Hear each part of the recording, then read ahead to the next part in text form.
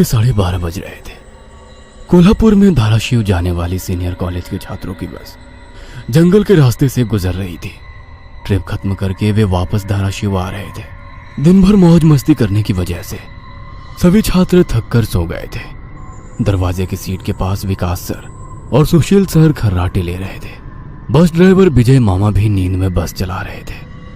उनके बगल वाली सीट पर प्यून पांडु मामा बैठे हुए थे कि तभी बस के सामने जंगली सुअरों का झुंड आया। विजय मामा ने बस जंगल में रोक दी। कुछ देर में जब रास्ता खाली हुआ तो बस फिर से चलने लगी। कुछ ही देर में विकास सर के पीछे ही दूसरी सीट पर बैठा श्याम नींद से जाग गया। श्याम की उम्र 21 साल थी। पढ़ाई में बहुत तेज था, लेकिन हमेशा अकेला रहने वाला। ना किसी से बनती थी, ना ही उसका कोई दोस्त था। वह दूसरी सीट पर अकेला बैठा हुआ था। सर, टॉयलेट जाना है। सर ने आधी आंखें खोलकर खिड़की से बाहर देखा। बस अभी भी जंगल में ही थी। थोड़ी देर बैठ जाओ, जब जंगल खत्म होगा तब मुझे उठा दो, मैं बस रोक दूंगा। वे बोले और फिर आंखें बंद कर सो गए। श्याम बस की खिड़की से बाहर देखने लगा और जंगल खत्म होने का इंतजार करने लगा। कुछ ही देर में जंगल खत्म हुआ और बस वीरान जगह पर आ गई। उसने विकास सर को जगा दिया और उन्होंने ड्राइवर से बस को रोकने के लिए कहा। जैसे ही बस रुकी, विकास सर बोले, किसी को टॉयलेट होना है तो अभी उतर जाओ, वरना बस सीधे धाराशिव जाकर ही रुकेगी। आवाज सुनकर पिछली सीट पर बैठा श्रीकांत नींद से जाग गया। विकास सर टॉर्च लेकर पहले बस से बाहर उतर गए। उनके पीछे पीछे श्याम और श्रीकांत भी उतरे और वो दोनों अलग अलग झाड़ी के पीछे टॉयलेट करने गए। श्याम टॉयलेट करके वापस आया, लेकिन श्रीकांत अभी भी नहीं आया था कि तभी श्रीकांत जोर से चिल्लाया। उसकी आवाज सुनकर विकास सर और श्याम उसकी ओर भागे, लेकिन तभी श्रीकांत झाड़ी से बाहर आया। क्या हुआ, क्यों चिल्लाए थे? कुछ नहीं सर, चप्पल से होकर कांटा पैर में चुभा। उसकी आवाज सुनकर ड्राइवर और प्यून भी नीचे उतरे थे। वो सब बस में वापस चढ़ने ही वाले थे कि तभी एक बाइक बस के सामने आकर रुक गई। अरे भाई साहब, यहाँ के नहीं हो क्या आप? क्या आपको पता नहीं कि इस रास्ते पर लोगों को हमेशा चकवा लगता है? बाइक चलाने वाला बोला। चकवा नाम सुनकर विकास सर बोले, हाँ पता है, हम बस निकल ही रहे हैं। और वो सब बस में बैठ गए। सर, वो आदमी किस चकवे के बारे में बात कर रहा था? प्यून ने अगली सीट से ही मुड़कर विकास सर से पूछा। हिंदी में चकवा मतलब छलावा, छलावा मतलब भूत। कहते हैं जो लोग रात में सफर करते हुए मरते हैं उनकी आत्मा छलावा बन जाती है। छलावा रात को सफर करते हुए यात्रियों को पकड़ लेता है और उन्हें अपने गंतव्य स्थल तक पहुंचने ही नहीं देता। वो बस उन्हें उसी जगह पर घुमाते रहता है। कितना भी भाग लो या फिर गाड़ी तेज भगाओ, आप उसी जगह पर आ पहुंच जाओगे जहां आपको छलावा ने पकड़ लिया था। या फिर वो लोग रास्ते से भटक जाएंगे और उस जगह पहुंच जाएंगे जहां पर छलावा उन्हें ले जाना चाहता है। विकास सर ने बताया। इसके बाद ड्राइवर बोला, और यात्री रात भर उसी जगह पर बार बार घूमते हैं। वो तब तक रास्ता भटकते हैं जब तक सूरज ना उगे। जैसे ही सूरज उगता है उनकी ताकत कम हो जाती है। मेरे कुछ ड्राइवर दोस्त हैं, उनको भी छलावे ने पकड़ लिया था। कहते हैं छलावा बस उन्हीं यात्रियों को पकड़ता है जो थके हुए होते हैं, क्योंकि उन पर हावी होना बहुत आसान होता है ना। फिर तो छलावा बहुत ही खतरनाक है। प्यून घबराते हुए बोला। अरे कुछ खतरनाक वतरनाक नहीं है, ये सब अंधविश्वास है। ड्राइवर जब थक जाता है तो रात में उसे रास्ता समझना मुश्किल हो जाता है, इसलिए उसे भ्रम हो जाते हैं और वो रास्ता भटकता है। इसे ही अनपढ़ लोगों ने भूत यानी चकवा या छलावा का नाम दिया है। विकास सर बोले। यह सभी बातें श्याम और श्रीकांत सुन रहे थे। नहीं सर, छलावे होते हैं और कुछ छलावे तो जानलेवा भी होते हैं। मेरे दादाजी को छलावे ने इतना परेशान किया था कि मरते मरते बचे थे। रात को जितने भी एक्सीडेंट होते हैं उनमें से कुछ ना कुछ एक्सीडेंट छलावे के कारण ही होते हैं। वो रात के बेरहम शिकार होते हैं। यात्रियों की थकान और डर ही उनकी ताकत होती है। शिकारियों की तरह ही वे यात्रियों को डराते हैं, भगाते हैं और उनकी जान लेकर उनका शिकार करते हैं। हमें बस इतना पता चलता है कि कार एक्सीडेंट में उनकी मौत हो गई है, लेकिन मौत का कारण छलावा ही होता है सर। श्याम ने डरावनी आवाज में कहा। सर, इस का कुछ मत सुनो, इसकी बुआ राइटर है, उन्हीं से सुनी होंगी ये बातें। और राइटर लोगों का तो काम ही होता है बातें बनाना, उसी से तो उनका घर चलता है। पिछली सीट पर बैठे श्रीकांत ने कहा। श्रीकांत, चुप हो जाओ और सो जाओ, उन्होंने डांटते हुए कहा। और उसके बाद सभी लोगों ने आंखें बंद कर ली और सो गए। कुछ समय बीता। श्याम अभी भी जाग रहा था और खिड़की से बाहर देख रहा था। बस किसी जंगल के बीचों बीच से गुजर रही थी कि तभी उसने देखा कि रास्ते के किनारे एक बंद पड़ी चाय की टपरी है। लेकिन ये चाय की टपरी तो मैंने पीछे भी पहले वाले जंगल में देखी थी। वह मन ही मन बोला और खिड़की के बाहर देखने लगा। तब उसे पता चला कि वो तो वही जंगल है जो वीरान जगह से पहले आया था। वह भागते हुए ड्राइवर के पास गया। विजय मामा नींद में बस चला रहे थे, बीच बीच में आंखें झपका रहे थे। विजय मामा, बस कौन से जंगल में है? होगी किसी जंगल में। रास्ते में जंगल कम है क्या? नहीं मामा, हम वापस उसी जंगल में पहुंच गए हैं जहां पर बस के सामने जंगली सुअर आ गए थे। नहीं बेटा, तुम्हें कुछ तो गलतफहमी हो रही है। वो जंगल तो कब का पीछे छूट गया है ना। उनकी बहस सुनकर विकास सर नींद से जाग गए। क्या हुआ श्याम? सर, हमें छलावा लग चुका है। उसने हमें पकड़ लिया है क्योंकि बस वापस उसी जंगल में आई है जहां से पहले गुजरी थी। लेकिन विकास सर भी ड्राइवर की तरह उस पर विश्वास नहीं कर रहे थे। सर, अगर आपको मेरी बात पर यकीन नहीं हो रहा है तो बाहर देखो। अभी कुछ देर रास्ते के किनारे एक ट्रक दिखाई देगा जो एक्सीडेंट में पलटी हो चुका है। और कुछ ही देर में रास्ते के किनारे सभी को पलटी हुई ट्रक दिखाई दी। ये देखकर सभी हैरान हो गए थे। ड्राइवर ने भी मान लिया कि श्याम सच बोल रहा है कि तभी जंगल खत्म हो गया और बस वही सुनसान वीरान जगह पर पहुंच गई जहां पर वो कुछ देर पहले टॉयलेट करने के लिए रोक दी गई थी। ये देखकर सभी की आंखें फटी की फटी रह गई थी। विकास सर की तो बत्ती ही गोल हो गई थी। श्रीकांत पिछले सीट से आगे आ चुका था। सबके चेहरे का रंग उड़ गया था। बस अभी भी रास्ते पर चल रही थी कि तभी वो फिर से वापस वही जंगल में पहुंच गई। वह सभी जान गए कि उन्हें छलावा ने पकड़ लिया है।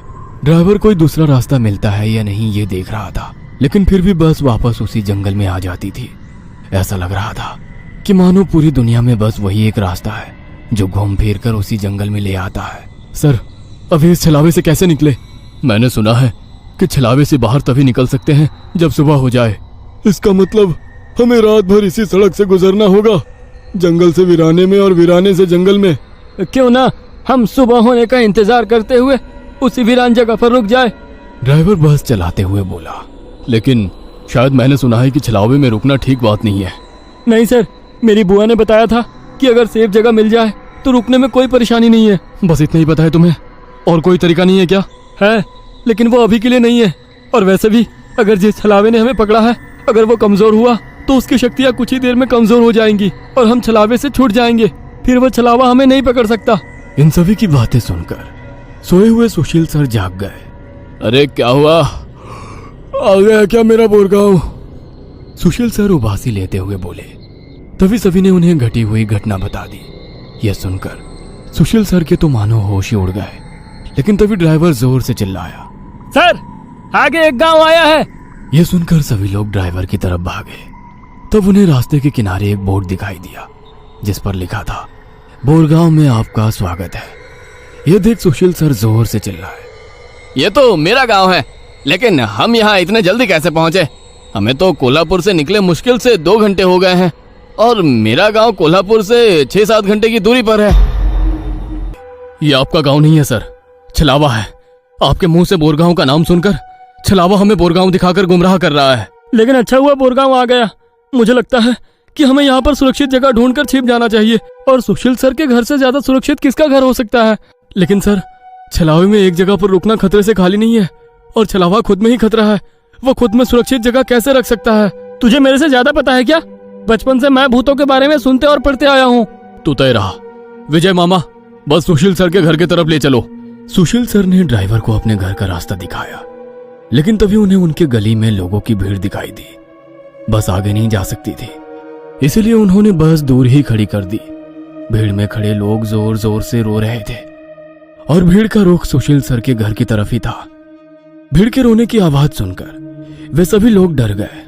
सुशील सर बस से उतरे और भीड़ में घुस गए। उनके पीछे पीछे सभी भीड़ में घुस गए। वह सभी भीड़ को चीरते हुए सुशील सर के घर के सामने जा पहुंचे और आगे का नजारा देख उनकी रूह कांप उठी, क्योंकि जमीन पर खून से लथपथ 4 लाशें पड़ी हुई थी और वो लाशें थी सुशील सर के बीवी बच्चे की और उनके माता पिता की। उन सभी की किसी धारदार हथियार से गला काटकर हत्या कर दी गई थी। खुद के परिवार की लाशें देखकर सुशील सर का दिल सहम गया और वो रो पड़े। ये क्या हो गया? किसने मारा उन्हें? उन्होंने रोते हुए एक आंख वाले बूढ़े आदमी से पूछा। आज तुम्हारे बीवी ने चाकू से तुम्हारे बच्चे का और तुम्हारे माता पिता का गला चीरकर उन्हें मार डाला और फिर खुद का गला काट कर खुदकुशी कर ली। क्या? लेकिन क्यों? उसने ऐसा क्यों किया? अरे तुमने ही उसे ऐसा करने पर मजबूर किया होगा, वरना वो तो बहुत ही समझदार और नेक दिल इंसान थी। क्या शादी के इतने सालों बाद भी मैंने उसे कभी रुलाया नहीं है और आप मुझ पर इल्जाम लगा रहे हैं? तुमने ही उसे ऐसा करने पर मजबूर किया है। ये लो चाकू और अपनी जान देकर अपने गुनाह का प्रायश्चित कर लो। वैसे भी तुम अकेले इस दुनिया में जीकर क्या करोगे? खुद की जान दे दो, वरना उनकी आत्मा को कभी शांति नहीं मिलेगी। न जाने सुशील सर को क्या हुआ, वो उस आदमी की बातों में आ गए। ऐसा लग रहा था कि वो उसकी बातों से वश में आ गए थे। उन्होंने वो चाकू अपने हाथ में लिया और रोते हुए बोले, हाँ हाँ, मैं प्रायश्चित करूंगा, मैं अपनी जान दूंगा। वैसे पास खड़े ड्राइवर ने उन्हें रोका। अरे सर, ये आप क्या कर रहे हो? ये सब छलावा है, आपका परिवार नहीं है। आपका परिवार घर पर सुरक्षित है। तभी एक आंख वाला आदमी बोला, ए, तूने अगर एक लफ्ज भी आगे कहा तो तुम्हें पकड़कर गांव के बीचों बीच सूली पे चढ़वा देंगे। यह सुनकर ड्राइवर डर गया और चुप बैठ गया। सुशील सर ने जमीन पर बैठकर चाकू की धार अपने गले पर रखी। सर, ऐसा मत करिए, यह सब कुछ छलावा है, इसके चंगुल में मत फंसिए सर। लेकिन फिर भी सर होश में नहीं आ रहे थे, इसीलिए प्यून ने गुस्से में आकर उनको चांटा मारा। तब जाकर वो होश में आ गए और उन्होंने चाकू नीचे फेंक दिया। ये देख एक आंख वाला आदमी गुस्सा हो गया। भाइयों, इन लोगों को भीड़ से बाहर निकाल दो, इन्हें हम बाद में देखेंगे, पहले इस सुशील के बच्चे को पकड़ लो। ये सुनकर भीड़ में खड़े लोगों ने सभी को भीड़ से बाहर कर दिया। श्रीकांत, विकास सर, प्यून और ड्राइवर भीड़ के अंदर घुसने की कोशिश कर रहे थे, लेकिन अंदर घुस नहीं पा रहे थे। सुशील सर के हाथ पैर बांधकर उन्हें जमीन पर बिठाया गया। सुशील सर अपनी जान की भीख मांग रहे थे। मुझे कोई बचाओ, विकास सर, पांडु मामा, मुझे प्लीज बचाओ, मुझे बचाओ। वो चिल्ला रहे थे कि तभी एक आंख वाले आदमी ने चाकू से सुशील सर का गला काटा और उनका सर धड़ से अलग कर दिया। उसने उनका सर हाथ में पकड़ा और भीड़ के बाहर हवा में फेंक दिया। वो सीधे श्रीकांत और श्याम के सामने आ गिरा। वो दोनों चीखे। तब एक आंख वाला आदमी बोला, भाइयों, इन शहरी लोगों ने सुशील को बचाने की जरूरत की है, उन्हें भी पकड़कर उनका गला काट दो। वैसे भीड़ में खड़े लोग इन सब लोगों की तरफ मुड़े। वो गुस्से से इनकी तरफ देख रहे थे। तभी उन्हें बस के हॉर्न की आवाज आई। जल्दी से भागो, जल्दी करो। कुछ ही दूर बस में बैठे ड्राइवर मामा चिल्लाए। उनकी आवाज सुनते ही श्याम, श्रीकांत, विकास सर और प्यून बस की तरफ भागे। भीड़ उनका पीछा कर रही थी। ये सभी लोग जैसे तैसे बस में चढ़ गए। गांव वालों ने बस पर पथराव किया। बस के कांच टूटकर बच्चों के शरीर में उसके टुकड़े घुस गए, लेकिन उसमें से कोई भी नींद से जागा नहीं था, क्योंकि वो सब छलावे के प्रभाव से मोहित होकर सो गए थे। श्याम, विकास सर और श्रीकांत के शरीर में भी कांच के टुकड़े घुस गए थे। कुछ लोग बस के सामने खड़े होकर रोड से बस को तोड़ रहे थे कि तभी ड्राइवर ने उन पर बस चढ़ा दी और बस वहां से चल पड़ी। जैसे तैसे बस गांव से बाहर आ गई। हर कोई अपने शरीर से कांच के टुकड़े निकालने में लगा हुआ था। श्रीकांत अपने हाथ में घुसा कांच का टुकड़ा निकाल रहा था कि तभी प्यून वहां पर आया। भतीजे रुक, मैं निकालता हूँ, वो बोला, क्योंकि श्रीकांत उनकी बहन का बेटा था। बस फिर से वापस जंगल में आ गई थी। न जाने कब वो छलावा उन्हें अपने गिरफ्त से छोड़ने वाला था। सुशील सर की अभी अभी मौत हो चुकी थी। हर कोई घबराया हुआ था। श्याम, अब बताओ हम क्या करें? अरे इसे क्या पूछना है, इसकी वजह से आज सुशील सर की जान चली गई है और हम सब मरते मरते बचे हैं। चुप हो जाओ। हमने उन्हें बचाने की कोशिश की, लेकिन वो खुद अपने भावना को रोक नहीं सके और इसीलिए मारे गए। इसमें मेरी कोई गलती नहीं है। श्याम सफाई देते हुए बोला, लेकिन अब हम क्या करें? हमें बस सुबह होने का इंतजार करना होगा और बिना कहीं रुके बस चलाते रहना होगा। अरे लेकिन बस में इतना डीजल भी नहीं है कि सुबह होने तक चले। अगर बस का डीजल सुबह से पहले खत्म हो गया तो हम इस छलावे का शिकार हो जाएंगे। ये भी है, ये छलावा तो मेरे सोच से ज्यादा ताकतवर निकला। आज अमावस्या है, शायद ये अमावस छलावा है। बुआ कहती थी कि छलावे के बहुत से प्रकार हैं, जिससे सबसे खतरनाक अमावस छलावा होता है। यह सिर्फ और सिर्फ अमावस की रात शिकार करने के लिए बाहर निकलता है। इसे अकेले 2 या 3 लोगों की शिकार करना पसंद नहीं है। जहाँ पर यात्री बहुत सारी संख्या में होते हैं, बस उन्हीं पर यह छलावा हावी हो जाता है। वो सबसे पहले सबसे ज्यादा कमजोर और सफर में थके हुए इंसान को ढूंढता है, उन्हें डर दिखाता है, और जब उसकी डर से मौत हो जाती है तो उसके शरीर पर कब्जा करता है और बाकी यात्रियों के बीच में रहकर उन्हें गुमराह करता है। उन्हीं छलावे में बस घूमता रहता है और जब सभी यात्री थक जाते हैं तब उनका शिकार करता है। और मेरे हिसाब से हम जिस छलावे के चंगुल में फंसे हैं वो अमावस छलावा ही है, और वो अभी हमारे बीच में ही है। श्याम डरावनी आवाज में बोला। यह सुनकर सभी के होश उड़ गए थे। वो सब तो ठीक है, लेकिन अब हम इस छलावे से बाहर कैसे निकले? ड्राइवर ने पूछा। इस पर श्याम ने कहा, अब केवल एक ही उपाय है, लेकिन इसमें खून बहने के चांसेस है। हाँ, क्या है वो उपाय? छलावा अभी भी हमारे बीच किसी मृत शरीर पर कब्जा करके बैठा है। हमें उसे ढूंढना होगा और उसे मारना होगा, क्योंकि उसकी आत्मा मृत शरीर से ज्यादा मजबूती से चिपकी नहीं होती।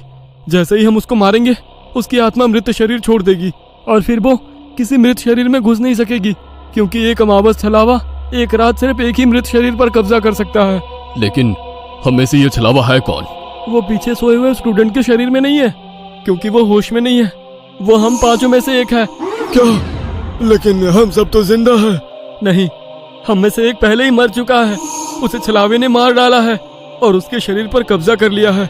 कब्जे के बाद मृत शरीर बिल्कुल एक जिंदा आदमी लगता है, क्योंकि छलावा अपने ताकत से जिंदा इंसान की नकल करता है। लेकिन वो है कौन? वैसे श्याम गंभीर हो गया और उसने श्रीकांत की ओर देखा। बस अभी भी जंगल के रास्ते चल रही थी। ड्राइवर बस चलाते चलाते पीछे हो रही बातचीत सुन रहा था, क्योंकि उसे पता था कि अगर बस रुकी तो छलावा उसे निगल जाएगा। बस में सन्नाटा छाया हुआ था। हर कोई श्याम के मुंह से छलावे का नाम सुनना चाहता था कि तभी श्याम बोला, ये श्रीकांत ही छलावा है। ये क्या बकवास कर रहे हो तुम? होश में तो हो? माना कि तुम्हारी बुआ ने बहुत सारी भूतों की किताबें लिखी है, उसका मतलब ये तो नहीं कि तुम कुछ भी बोलोगे और हम सुनते रहेंगे। मेरा विश्वास करो, सब श्रीकांत ही छलावा है। जब ये वीरान जगह पर झाड़ी के पीछे गया था, तब मैंने इसे किसी साए की ओर घूरते हुए देखा था। जब मैं देखने के लिए आगे बढ़ा, तभी मेरी चप्पल में कांटा चुभने की वजह से मेरी चीख निकल गई और वो साया वहाँ से गायब हो गया। शायद तभी उसने श्रीकांत को पकड़ा होगा और उसके शरीर पर कब्जा किया होगा। चल, जल्दी से इसे मार डालो, वरना ये भाग जाएगा। यह सुनकर सभी के होश उड़ गए, लेकिन उसकी बात में कुछ तो वजन था। ए श्याम, जबान संभाल कर बात कर। भतीजा है ये मेरा, अगर इसको किसी ने हाथ भी लगाया तो मार डालूंगा। हाँ। प्यून गुस्से में बोला। सर जी, इस पांडु की मत सुनिए। मुझे भी लगता है कि यही छलावा है, क्योंकि हम सभी ने झाड़ी से आती श्याम की चीख सुनी थी। श्याम बिल्कुल सच कह रहा है। ड्राइवर बस चलाते हुए बोला। अरे शक की सुई तो इस श्याम पर भी है। यह भी तो झाड़ी के पीछे गया था और दिखाई नहीं दे रहा था। ऊपर से यह विकास हम दोनों की नजर से दूर था। शायद इसे ही छलावे ने बस के नीचे खींच लिया और वहीं मार डाला। तो ये दोनों क्यों नहीं हो सकते छलावा? प्यून ने कहा। अरे मैं जिंदा हूँ, मैं छलावा नहीं हो सकता। श्याम ने कहा। हाँ, और ये श्याम हमारी कब से मदद कर रहा है। ये छलावा होता तो हमारी मदद क्यों करता? अब बचे तुम तो ड्राइवर के बाजू में ही थे, इसलिए ये श्रीकांत ही छलावा है। विकास सर जोर से बोले। अरे सर, इस प्यून को छोड़ो, आप सीट के नीचे से रॉड निकालो और उस छलावे का सर फोड़कर मार डालो। ड्राइवर बस चलाते हुए बोला। यह सुनकर श्रीकांत डर के मारे प्यून के पीछे छिप गया। विकास सर ने सीट के नीचे से लोहे की रॉड निकाली। प्यून ने उन्हें रोकने की कोशिश की, लेकिन विकास सर ने उन्हें धक्का मारा और रॉड श्रीकांत के सर पर मारी। लेकिन श्रीकांत वहां से हट गया और नीचे गिर गया। वो रॉड से दूसरा हमला करते कि तभी प्यून ने पीछे से रॉड पकड़ी और विकास सर के हाथों से रॉड खींचकर उन्हें खिड़की पर धकेल दिया और उनके सर में रॉड दे मारा। विकास सर हाथों से सिर पकड़कर वहीं तड़पते रह गए। उनके सर से खून निकल रहा था और कुछ ही देर में उन्होंने अपना दम तोड़ दिया। यह देख श्याम चिल्लाया। विजय मामा, जल्दी से पीछे आइए, इन दोनों ने विकास सर को मार डाला। यह सुनकर ड्राइवर ने बस बीच जंगल में रोक दी और वो पीछे भागते हुए आया। उसने पियून के हाथों से रॉड छीना और उसे धक्का दे दिया। तुम नहीं सुनोगे, इसलिए पहले मुझे तुम्हें ही मारना होगा। ड्राइवर गुस्से में पियून से बोला और वो पियून के सर पर रॉड से हमला करता कि इससे पहले ही पियून ने कांच का नुकीला टुकड़ा तोड़कर ड्राइवर के पेट में घोंप दिया। ड्राइवर जोर से चिल्लाया और नीचे गिर गया कि तभी बस के बाहर से भीड़ की आवाज सुनाई देने लगी। रास्ते के बीचों बीच बस लगाई है इन्होंने। कोई तेजी से चलती गाड़ी इस बस से टकराई तो क्या होगा? बाहर निकालो इन लोगों को और सजा दो इन्हें, सजा दो। बस के बाहर से आवाज आई और बस पे पथराव होने लगा। पियून आगे की तरफ भागते हुए गया तो देखा कि 5-6 लोग बस पर पथराव कर रहे हैं। लोग गुस्से से चिल्लाने लगे, बाहर निकलो बुज़दिलो, अंदर क्यों छुप कर बैठे हो? अरे क्या हुआ भाइयों, आप ऐसा क्यों कह रहे हो? पियून चीख चीख कर उनसे पूछ रहा था, लेकिन कोई भी उसकी तरफ ध्यान नहीं दे रहा था। तभी श्याम श्रीकांत से बोला, ये लोग सिर्फ छलावा है। हम जंगल में रुके हुए हैं, इसलिए हम मुसीबत में पड़ चुके हैं। विकास सर और ड्राइवर दोनों मर चुके हैं, फिर भी हम छलावे से बाहर नहीं निकले। इसका मतलब छलावा अभी भी हमारे बीच में है और वो छलावा तुम्हारा मामा है। ये सुनकर श्रीकांत की आंखें फटी की फटी रह गईं। नहीं नहीं, ऐसा नहीं हो सकता। अरे ऐसा ही है श्रीकांत, तुमने देखा कि किस तरह से तुम्हारे मामा ने विकास सर और ड्राइवर की जान ली। वो उन्हें सिर्फ घायल भी तो कर सकता था, लेकिन नहीं, उसने उनकी जान ली। अब तो अपने मामा प्रेम से बाहर आओ श्रीकांत और देखो उस आदमी को, वो तुम्हारा मामा नहीं छलावा है। यह सुनकर श्रीकांत सोच में पड़ गया। श्रीकांत, लोग अभी बस के कांच तोड़कर अंदर आ जाएंगे और हमारी जान ले लेंगे। इससे पहले हमें यहाँ से निकलना होगा। मैं बस को यहाँ से निकालता हूँ और तुम इस छलावे को पीछे बुलाकर इस कांच के टुकड़े से घोंप दो। छलावा मर जाएगा और हमारी जान बच जाएगी। श्याम बोला और ड्राइविंग सीट की तरफ निकल पड़ा। लेकिन तुम्हें ड्राइविंग आती है क्या? अरे मेरे मामा की ट्रैवल एजेंसी है, इसलिए मैं बस पहले ही चलाना जानता हूँ, उसने कहा और ड्राइविंग सीट पर जा बैठा। उसने बस चालू की और बस चलाने लगा। पियून पीछे श्रीकांत के पास जा पहुंचा। श्याम बहुत ही मन लगाकर बस को भगा रहा था कि तभी उसे पियून की चीख सुनाई दी। उसने मिरर में देखा तो पियून गले में हाथ लगा के नीचे गिर गया। श्रीकांत के हाथ में खून से सना कांच का टुकड़ा था। उसने अपने ही मामा को गला काट कर मार डाला था। श्रीकांत श्याम के पास आया। श्याम ने बस रोक दी। मैंने छलावे को मार डाला। ये सुनकर श्याम जोर जोर से हंसने लगा और उसकी आंखें लाल हो गई और वो डरावनी आवाज में बोला, लेकिन छलावा तो मैं हूँ। यह सुनकर श्रीकांत के तो होश उड़ गए। अरे चौंक क्यों रहे हो? मैं ही छलावा हूँ। जंगल में जब बस के आगे सुअरों का झुंड आया था, तभी मैं बस में घुस गया था। मैंने बस में सबसे कमजोर और थका हुआ यात्री चुना। ये श्याम थकान के कारण गहरी नींद में सो गया था। मैंने इसे जगाया और मेरा असली रूप दिखाया। मेरा डरावना रूप देखकर ये उसी वक्त सीने पर हाथ लगाते हुए मर गया। मैंने तुरंत इसके शरीर पर कब्जा कर लिया। तभी मैंने जाना कि पिछली सीट पर बैठा एक लड़का, मतलब कि तू, आधी नींद में था और टॉयलेट जाने के विचार में था, और मैंने अपना खेल शुरू कर दिया। मैंने बस में बैठे सभी को छलावे की कहानी सुनाकर डरा दिया, क्योंकि डर ही मेरा सबसे बड़ा हथियार है। मैंने जानबूझकर तुम सबको गुमराह किया और सुशील सर के गांव ले गया और तुम्हें छलावे में रुकने के लिए मजबूर किया और सुशील सर की जान ली। मैंने ही विकास सर, तेरा मामा और ड्राइवर को एक दूसरे से लड़ाया ताकि वो आपस में लड़ लड़ कर मर सके, और आखिर मैंने तुम्हारे हाथों से ही तुम्हारे मामा का खून करवाया। ऐसा कहकर वो हंसने लगा। यही मेरा खेल यानी कि शिकार थी।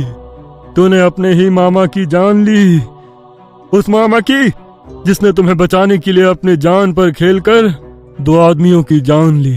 अब तुम्हारा जी कर क्या फायदा? यह सुनकर श्रीकांत के आंखों में आंसू आ गए। उसे अपनी गलती का एहसास हो गया। श्रीकांत, आओ बैठ जाओ इस ड्राइविंग सीट पे और ठोक दो इसे किसी पेड़ पे। ले लो खुद की और इन सभी यात्रियों की जान। छलावा श्रीकांत की आंखों में देखकर बोला, शायद उन लाल आंखों का जादू श्रीकांत पे हो रहा था।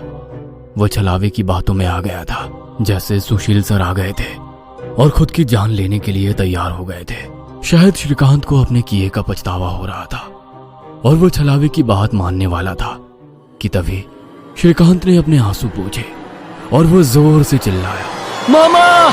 छलावे को पीछे पैरों की आहट सुनाई दी और उसने मुड़कर देखा कि तभी प्यून ने लोहे का रॉड छलावे के सर पे दे मारा और उसके सर पर 4-5 बार हमला कर उसका सर कुचल दिया। तुम्हें क्या लगा खेल केवल तुम ही खेल सकते हो? अरे मैंने तो तुम्हें तभी पकड़ लिया था जब तुम विकास सर और ड्राइवर की मौत देखकर मुस्कुरा रहे थे। तुम अपनी खुशी छुपा नहीं पाए। तब मेरे दिमाग में तुम्हारी बातें आई।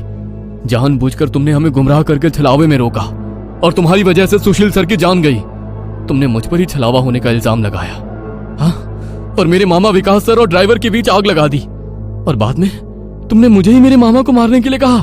और हद तो तब हो गई जब तुमने कहा कि तुम्हारे मामा की ट्रैवल एजेंसी है, जबकि श्याम का मामा तो हमारे कॉलेज के बाहर गोलगप्पे का ठेला लगाता है। श्रीकांत ने अपने मामा के हाथों से लोहे की रॉड ली और छलावे से बोला, अब तुम चैन से शिकार करने के लिए अगले अमावस की रात का इंतजार करो, क्योंकि आज तुम खुद शिकार हो गए हो। और ऐसा कहकर उसने एक रॉड का वार उसके कुचले सर पे कर दिया और उसके शरीर से छलावा काले धुएं के रूप में बाहर निकला और बस के बाहर निकल गया। और जैसे ही छलावा बस से बाहर निकल गया, सभी स्टूडेंट्स नींद से बाहर आ गए। आज पहली बार कोई अमावस छलावा किसी यात्री से हारा हुआ था। बस के ऊपर हवा में उड़ता हुआ छलावा दर्द से तड़पने लगा और चिल्लाते हुए हवा में बिखर गया। उस छलावे को अपनी योनि से मुक्ति मिल गई, क्योंकि ये सृष्टि का नियम है कि जब भी कोई छलावा इंसान से हारता है, उसका अंत हो जाता है और उसे मुक्ति मिल जाती है।